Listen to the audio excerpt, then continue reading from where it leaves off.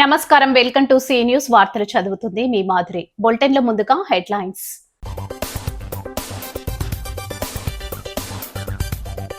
Medico ప్రియాంకకు అండగా నిలబడతాం, మాజీ ఎంపీ మార్గాని భరత్ రామ్ భరోసా. సుబ్రహ్మణ్యేశ్వర స్వామి ఆలయం వద్ద పాలకావిడి ఉత్సవం, భారీగా తరలివచ్చిన భక్తులు, స్వామివారికి అభిషేకాలు. మెడికో ప్రియాంక కేసులో న్యాయం జరగాలి, నగరంలో రాజమహేంద్రి విద్యార్థినుల భారీ ర్యాలీ.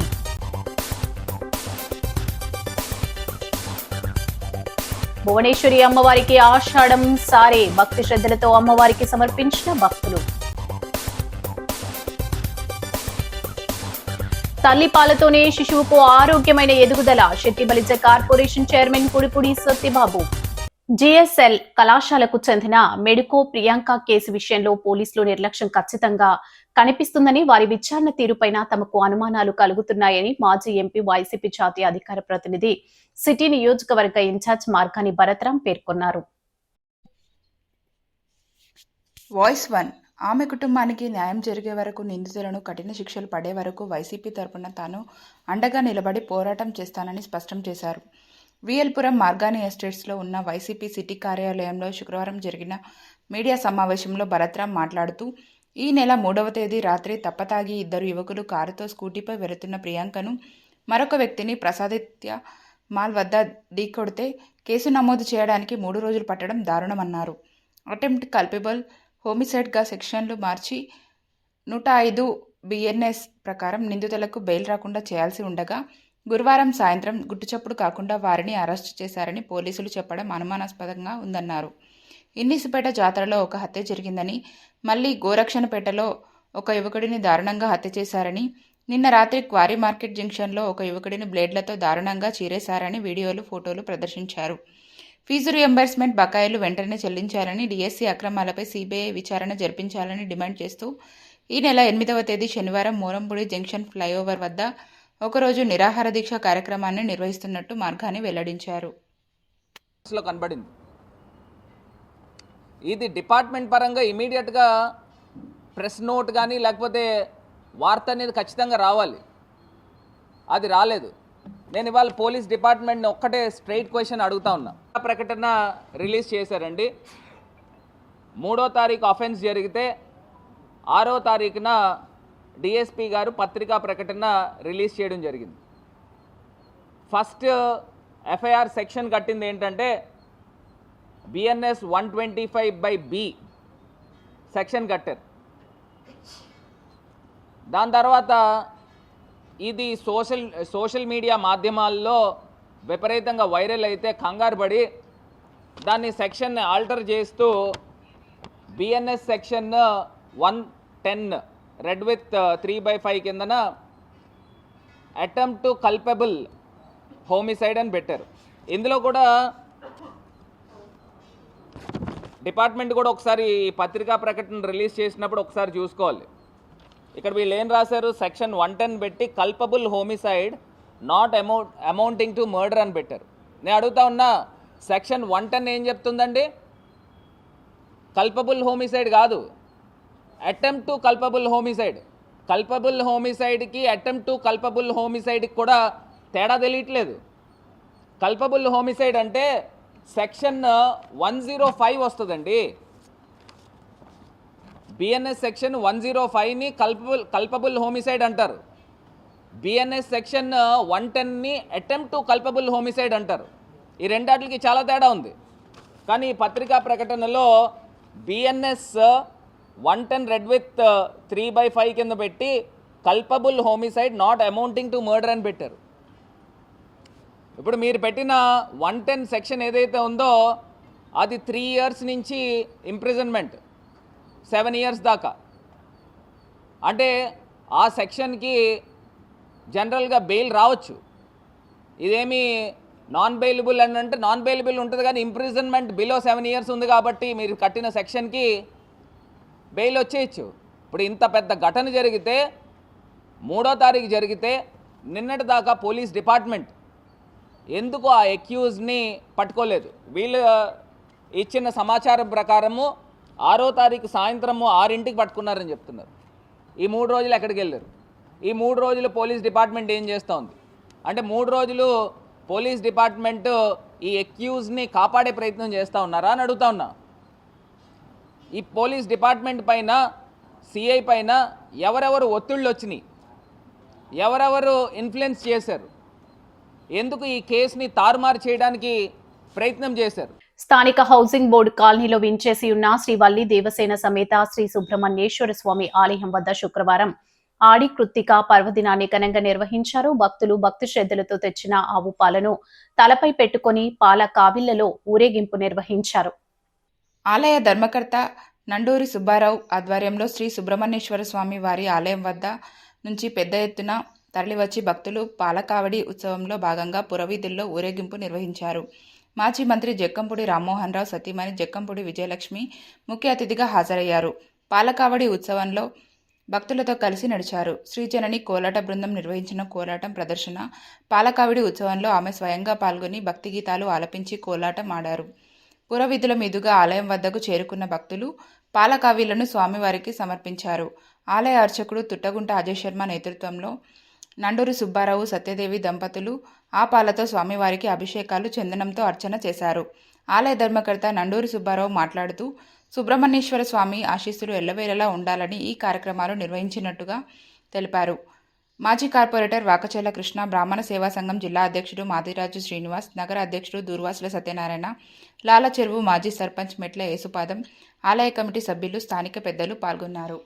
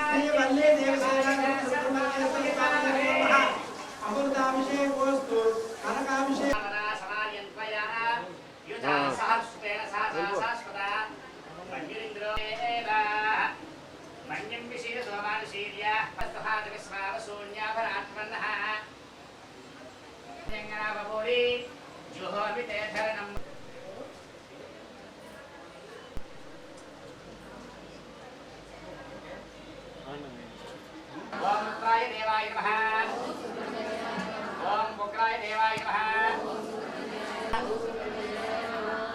విషన్నేత్రాయ నమః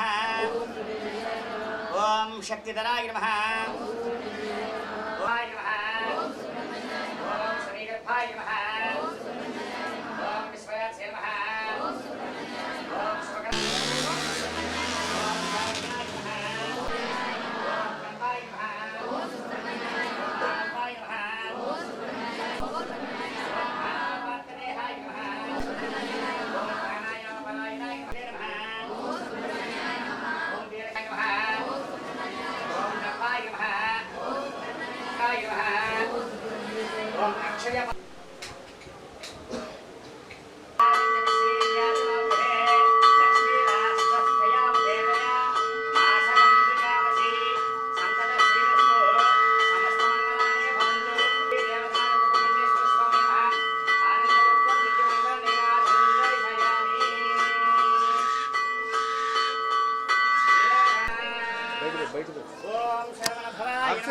స్థానిక ఏవి అప్పారావు రోడ్డు ప్రాసాదిత్య మాల్ సమీపంలో నిర్లక్ష్యంగా కారు నడిపి జిఎస్ఎల్ మెడికల్ కాలేజీకి చెందిన డెర్మటాలజీ విద్యార్థిని ప్రియాంక, రేడియాలజీ విద్యార్థి మల్లి వెంకట దుర్గా సాయి మహేష్లను ఢీకొట్టిన ఇద్దరు యువకులపై కఠిన చర్యలు తీసుకోవాలని టీకే విశ్వేశ్వర రెడ్డి డిమాండ్ చేశారు. మెడికో ప్రియాంక కేసులో న్యాయం చేయాలని డిమాండ్ చేస్తూ స్థానిక గోకవరం బస్టాండ్ వద్దనున్న రాజమహేంద్రి డిగ్రీ పీజీ కళాశాల విద్యార్థినులు పెద్ద ఎత్తున నినాదాలు చేస్తూ ర్యాలీ నిర్వహించారు. తమ కళాశాల నుంచి బయలుదేరి సబ్ కలెక్టరేట్కు చేరుకుని అక్కడ ధర్నా నిర్వహించారు. ఈ సందర్భంగా రాజమహేంద్రి విద్యాసంస్థల చైర్మన్ టీకే విశ్వేశ్వరరెడ్డి మాట్లాడుతూ ఈ ఘటన 3వ తేదీన జరిగితే ఇప్పటి వరకు ప్రభుత్వం స్పందించకపోవడం దారుణమన్నారు. ప్రస్తుతం బెయిన్డెడ్ స్థితిలో ఉన్న ఆమె హైదరాబాద్లోని ఆసుపత్రిలో చికిత్స పొందుతోందన్నారు. 6వ తేదీ వరకు ఎవరికీ తెలియకుండా గోప్యంగా ఉంచడంపై ఆగ్రహం వ్యక్తం చేశారు. విచ్చలవిడిగా మద్యం అమ్మకాలు చేయడం, మద్యం దుకాణాలను బార్లుగా మార్చడమే ఈ ఘటనకు కారణమని ఆరోపించారు. నగరంలో పరిస్థితులు అధ్వాన్నంగా ఉన్నాయని, ఎక్కడ చూసినా బ్లేడ్ బ్యాచ్, గంజాయి బ్యాచ్, సారాయి సేవించి ఆగడాలు చేస్తున్నారని పేర్కొన్నారు. ఈ కేసులో నిందితులకు కఠిన శిక్షలు పడేలా చేయాలని డిమాండ్ చేశారు. డ్రంక్ అండ్ డ్రైవ్ను మరింత పటిష్టం చేయాలన్నారు. ఈ కార్యక్రమంలో కళాశాల ప్రిన్సిపల్ ఎంకేఎస్ ప్రసాద్, అధ్యాపకులు, విద్యార్థినులు పాల్గొన్నారు. ఆనాలంకపర రోడ్లో ఉన్నటువంటి ప్రసాద్ ఆదిత్య మాల్ థియేటర్స్ దగ్గర మెడిసిన్ పీజీ చదువుతున్నటువంటి ప్రియాంక అనే అమ్మాయి సినిమా నుంచి బయటకు వస్తుంటే ఆ అమ్మాయిని ఇద్దరు కుర్రోళ్ళు కారులో డ్రంక్ అండ్ డ్రైవ్ స్టేజ్లో ఉండి ఆ అమ్మాయిని గుద్దించి ఆ అమ్మాయి పడిపోయిన తర్వాత ఆ అమ్మాయి మీద నుంచి కారు పానిచ్చారు. ఆ అమ్మాయిని రాజమండ్రి స్వతంత్ర హాస్పిటల్కి తీసుకొచ్చి ట్రీట్మెంట్ చేస్తే బ్రెయిన్ డెడ్ అని తెలిసింది. ఇక్కడ లాభం లేదు ఈ అమ్మాయి పరిస్థితి అని చెప్పి ఆ అమ్మాయిని హైదరాబాద్ ట్రీట్మెంట్కి తీసుకెళ్ళడం జరిగింది. ఆ అమ్మాయి పరిస్థితి చాలా క్రిటికల్ పొజిషన్లో ఉంది. అటువంటి పరిస్థితుల్లో 3వ తారీఖున ఈ ఇన్సిడెంట్ జరిగితే నిన్న 6వ తారీఖు వరకు కూడా పబ్లిక్ ఎవరికీ తెలియదు. నిన్న పొద్దుట విషయం తెలుసుకుని మేము స్వతంత్ర హాస్పిటల్కి వెళ్ళి ఏం జరిగిందని ఎంక్వైరీ చేసి అది పబ్లిక్లో మీడియా సోదరులకు చెప్పిన తర్వాత ఎస్పీ గారు ప్రెస్ మీట్ పెట్టి ప్రెస్ నోట్ రిలీజ్ చేశారు. 3వ తారీఖునే మేము కేసు పెట్టాం, వాళ్ళకి స్టేషన్ బెయిల్ ఇవ్వటం జరిగిందని. ఏంటిది, ఇది స్టేషన్ బెయిల్ ఇచ్చే కేసా? ఇది కావాలని ఆ ఇద్దరు యువకులు తాగేసి అమ్మాయి మీద కారు ఎక్కించడం జరిగింది. చాలా సివియర్ కేసు. మరి దీన్ని ఏంటంటే కేసుని నాంచేసి ఏదో రకంగా దీన్ని మభ్య పెట్టాలి, దీన్ని ఏమి లేకుండా చేసేయాలనే ఉద్దేశంతో 6వ తారీఖు వరకు కూడా దీన్ని పబ్లిక్లో ఎవరికీ తెలియడం లేదు. మరి ఈ విషయంలో మరి పోలీసు వారు మరి కొంతవరకు నిర్లక్ష్యం వహించారనే చెప్పాలి. ఎందుకంటే చంద్రబాబు నాయుడు రాజమహేంద్రవరం గోదావరి గట్టున వించేసి ఉన్న శ్రీ ఉమాకోటలింగేశ్వర స్వామి, శ్రీ సీతారామస్వామి వారి దేవస్థానంలో ఆషాఢ మాసం సందర్భంగా శ్రీ చక్ర సహిత భువనేశ్వరి అమ్మవారికి ఆషాఢ మాసం సారీ కార్యక్రమాన్ని వైభవంగా నిర్వహించారు. దేవస్థానం చైర్మన్, ట్రస్ట్ బోర్డు సభ్యులు, కార్యనిర్వహణ అధికారి పర్యవేక్షణలో శుక్రవారం ఈ కార్యక్రమం జరిగింది. ఈ సందర్భంగా అధిక సంఖ్యలో భక్తులు ఆలయానికి తరలివచ్చారు. భక్తులు స్వయంగా స్వీట్లు, పండ్లు, పసుపు, కుంకుమ, గాజులు, చీరలు తదితర సారె సామాగ్రిని తీసుకువచ్చి అమ్మవారికి సమర్పించారు. అమ్మవారిని ప్రత్యేకంగా పూజించి భక్తి శ్రద్ధలతో సారె సమర్పించారు. ఆలయ ప్రాంగణం భక్తులతో సందడిగా మారింది. కార్యక్రమానికి హాజరైన భక్తులకు అమ్మవారి దర్శనంతో పాటు తీర్థప్రసాదాలను అందజేశారు. అమ్మవారి ఆశీస్సులు పొందిన భక్తులు ఆధ్యాత్మిక ఆనందాన్ని వ్యక్తం చేశారు. ప్రజలందరికీ అష్టైశ్వర్యాలు ఆయురారోగ్యాలు కలగాలని అమ్మవారికి ప్రత్యేక పూజలు నిర్వహించారు. ఆలయ అధికారులు స్థానిక పెద్దలు పాల్గొన్నారు.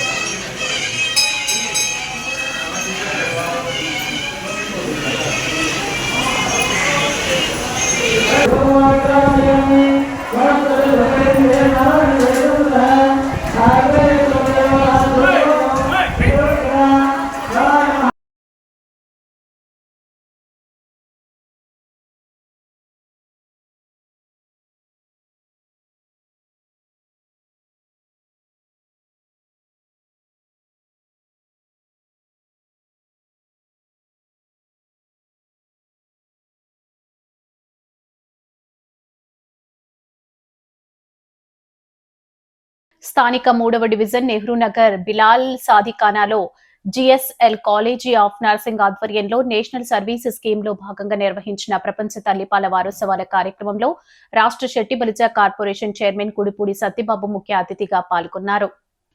తల్లిపాల ప్రాముఖ్యత, శిశువుల ఆరోగ్య సంరక్షణ, గర్భిణీలు, బాలింతలకు అవసరమైన పోషకాహారం, తల్లి బిడ్డల ఆరోగ్య పరిరక్షణపై ఆయన మాట్లాడారు. కార్యక్రమాన్ని నిర్వహించిన కళాశాల యాజమాన్యం, అధ్యాపకులు, ఎన్ఎస్ఎస్ వాలంటీర్లు, నర్సింగ్ విద్యార్థులను అభినందించారు. ముఖ్యమంత్రి నారా చంద్రబాబు నాయుడు నాయకత్వంలోని కూటమి ప్రభుత్వం తల్లులు, శిశువుల ఆరోగ్యం, పోషకాహారానికి అత్యంత ప్రాధాన్యత ఇస్తోందన్నారు. స్త్రీ శిశు సంక్షేమ శాఖ, గ్రామస్థాయిలో అంగన్వాడీ కేంద్రాలు, అలాగే వైద్య ఆరోగ్య కుటుంబ సంక్షేమ శాఖ సమన్వయంతో అవగాహన కార్యక్రమాలు నిర్వహిస్తున్నాయన్నారు. DIO Sridevi, UPHC Kambalapeta medical officer doctor Krishna Anuhya, ICDS supervisor P Subbalakshmi తల్లిపాల విశిష్టతను, దానివల్ల కలిగే ప్రయోజనాలను వివరించారు. జనసేన 3వ వార్డు ఇన్ఛార్జ్ వట్టికుటి వేణు చౌదరి, శ్యామలాంబ ఆలయ director Andalu Chandrasekhar, HDS chairman Anusuri Srinivas, ICDS supervisor Varalakshmi, ఇతర సిబ్బంది పాల్గొన్నారు. అనంతరం సీమంతం వేడుకలను వైభవంగా జరిపించారు. బాలింతలకు, గర్భిణీ స్త్రీలకు పువ్వులు, స్వీట్లు, ఫ్రూట్స్, గాజులు అందజేశారు.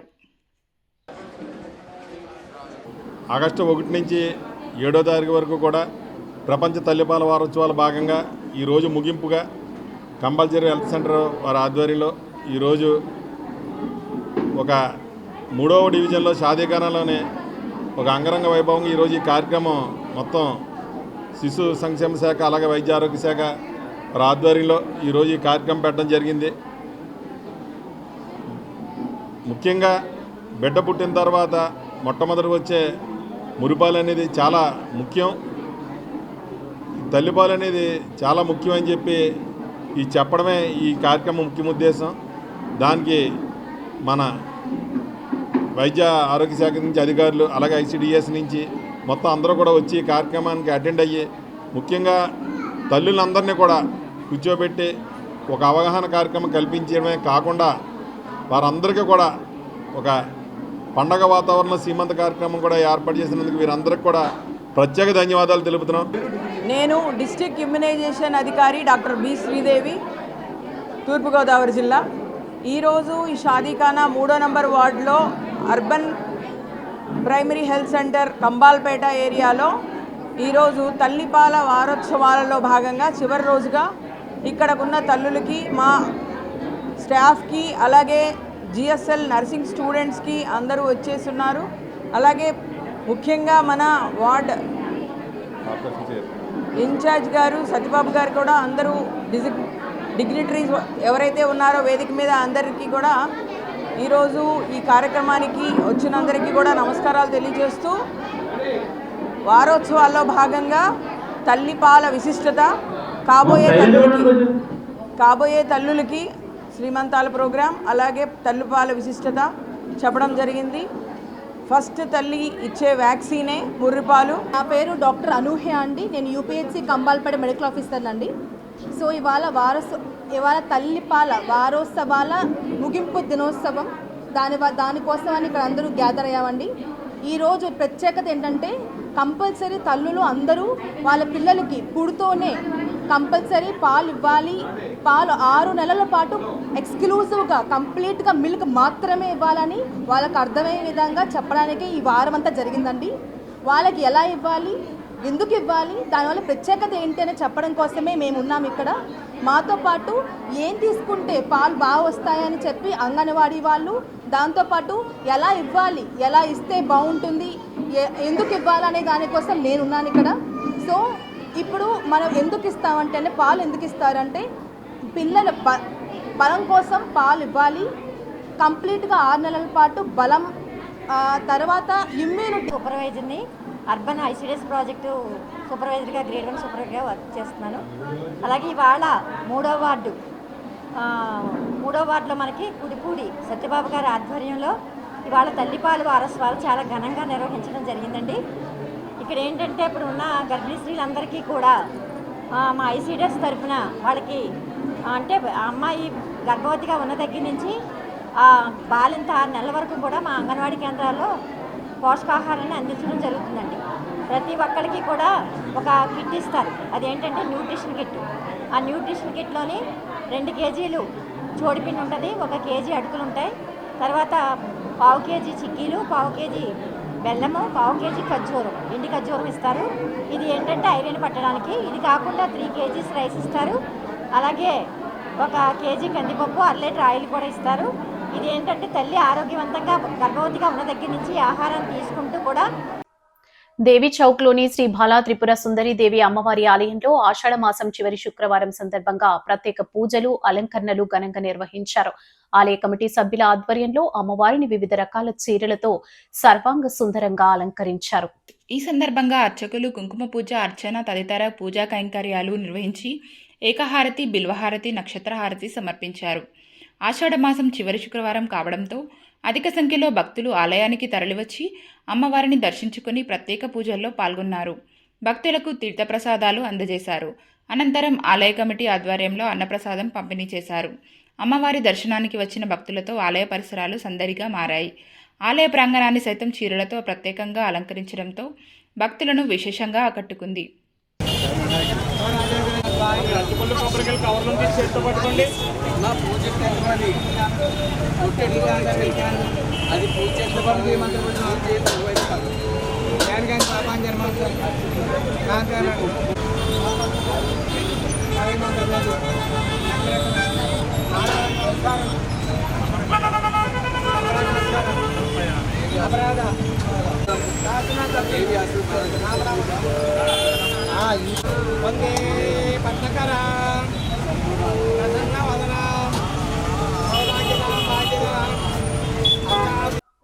కేంద్రంలోని బీజేపీ ప్రభుత్వం అనుసరిస్తున్న ప్రజా వ్యతిరేక విధానాలను నిరసిస్తూ ప్రజా సమస్యలపై ప్రజలను చైతన్యపరిచేందుకు భారత కమ్యూనిస్టు పార్టీ ఆధ్వర్యంలో ఆగస్టు 6 నుంచి 15వ తేదీ వరకు పాదయాత్రలు నిర్వహిస్తున్న నేపథ్యంలో సిపిఐ తూర్పు గోదావరి జిల్లా కార్యదర్శి రేఖా భాస్కర్రావు తెలిపారు. జిల్లా కార్యదర్శి రేఖా భాస్కర్రావు మాట్లాడుతూ బద్లావ్ జరూరీ హై, మార్పు కావాలి అనే నినాదంతో నిర్వహిస్తున్న పాదయాత్రల ద్వారా కేంద్ర ప్రభుత్వ ప్రజా వ్యతిరేక విధానాలను ప్రజల్లోకి తీసుకెళ్తామని తెలిపారు. ఈ పాదయాత్ర ముందుగా సిపిఐ కార్యాలయం నుండి మొదలై మంగళవారపుపేట, జాంపేట, ఆజాద్ చౌక్, చర్చిపేట, బైపాస్ రోడ్ ప్రాంతాల్లో కొనసాగి తాడితోట జంక్షన్లో ముగిసింది. పెట్రోల్, డీజిల్, వంట గ్యాస్ ధరలు నిరంతరం పెరగడం వల్ల సామాన్య ప్రజలపై తీవ్ర ఆర్థిక భారం పడుతోందని, పెరిగిన ధరలు వెంటనే తగ్గించాలని డిమాండ్ చేశారు. రైతులు పండించిన ప్రతి పంటకు గిట్టుబాటు ధరకు చట్టబద్ధమైన హామీ కల్పించాలన్నారు. సిపిఐ జిల్లా సహాయ కార్యదర్శి కూండ్రపు రాంబాబు, సిపిఐ నగర కార్యదర్శి వి కొండలరావు, సప్ప రమణ, పి లావణ్య, నల్లా రామారావు, ఏఐఎస్ఎఫ్ జిల్లా ప్రధాన కార్యదర్శి చింతలపూడి సునీల్, ఏఐవైఎఫ్ జిల్లా కార్యదర్శులు K Srinivas, P Trimurthulu, P Devudubabu, Venkatrao, Balakrishna, Kalla Appalanaidu, Mahanti Lakshmanarao, B Uma, Ramaraju, Sepeni Ramanamma, Jatti Nagamani, paper mill నాయకులు జీవి రామారావు, రామకృష్ణ తదితరులు పాల్గొన్నారు. కేంద్రంలో బీజేపీ ప్రభుత్వం అనుసరిస్తున్న ప్రజా వ్యతిరేక విధానాలకు నిరసనగా భారత కమ్యూనిస్ట్ పార్టీ సిపిఐ దేశవ్యాప్త నిరసనలకి పిలిపించింది. అందులో భాగంగా ఈ నెల 6 నుంచి 15 వరకు పాదయాత్రలు జరపాలని, అలాగే సెప్టెంబర్ 1వ తేదీన చెల్లో ఢిల్లీ కార్యక్రమాన్ని ఇవ్వడం జరిగింది. నరేంద్ర మోడీ అధికారంలోకి వచ్చిన ఈ 12 సంవత్సరాల్లో వ్యవస్థలన్నీ కూడా కుప్పకూలిపోయాయి. విద్యార్థులకి సరైన అవకాశాలు లేవు. ఇక్కడ డిగ్రీ చేసి నిరుద్యోగంగా ఉన్న ఉద్యోగులు ఎవరికి కూడా ఉద్యోగాలు లేవు. దేశవ్యాప్తంగా అలా కేంద్ర ప్రభుత్వ ఆధీనంలో లక్షలాది ఉద్యోగాలు ఖాళీలు ఉన్నాయి, అవి భర్తీ చేయట్లేదు. ఓ పక్కన చూస్తే ధరలు విపరీతంగా పెరిగిపోయాయి. అదే మధ్యతరగతి సామాన్యుడు కూడా ధరలు అందుబాటులో లేవు. పెట్రోలు డీజిల్ మీద జిఎస్టీ తగ్గించలేదు. అవి తగ్గిస్తే 35 రూపాయలకే పెట్రోల్ డీజిల్ మనకు అందుబాటులోకి వస్తుంది. ఈ విధంగా నిత్యావసర ధరలు, వంట నూనెలు, పప్పులు, కూరగాయలు, పెట్రోలు, డీజిలు, ఆఖరి గ్యాస్ మీద కూడా విపరీతంగా ధరలు పెంచారు. ఓ పక్కన మహిళా రిజర్వేషన్ బిల్లుకి మేము డిమాండ్ చేస్తున్నాం. 33% మహిళా రిజర్వేషన్ బిల్లు తక్షణం అమలు చేయాలి. అలాగే అడవుల్లో ఉన్నటువంటి ఆదివాసీలు, గిరిజనులు, దళితులపై అకృత్యాలు జరుగుతున్నాయి.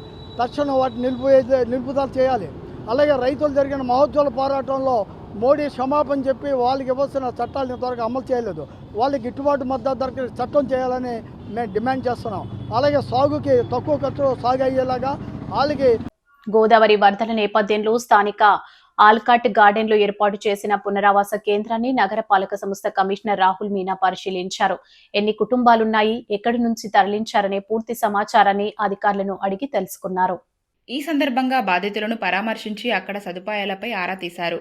ఎవరికీ ఎటువంటి అసౌకర్యం కలగకుండా చూడాలని సంబంధిత అధికారులను ఆదేశించారు.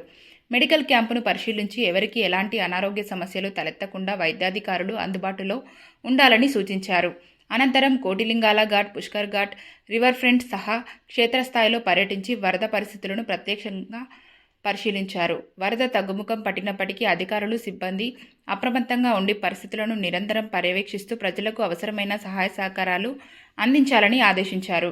ప్రజలు వరద నీటిలోకి వెళ్లకుండా, ప్రమాదకర ప్రాంతాలకు చేరకుండా తగిన చర్యలు చేపట్టాలని సూచించారు. ఆయన వెంట ఎస్ఈ రీటా, ఈఈలు మదర్షా అలీ, మాధవి, ఎంహెచ్ఓ వినూత్న, డిఈలు, ఇతర సిబ్బంది ఉన్నారు. బులెటిన్ ముగించే ముందు హెడ్లైన్స్ మరోసారి.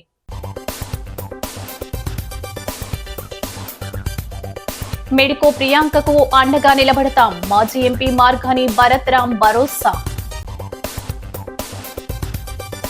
సుబ్రహ్మణ్యేశ్వర స్వామి ఆలయం వద్ద పాలకావిడి ఉత్సవం, భారీగా తరలివచ్చిన భక్తులు, స్వామివారికి అభిషేకాలు. మెడికో ప్రియాంక కేసులో న్యాయం జరగాలి, నగరంలో రాజమహేంద్రి విద్యార్థినుల భారీ ర్యాలీ.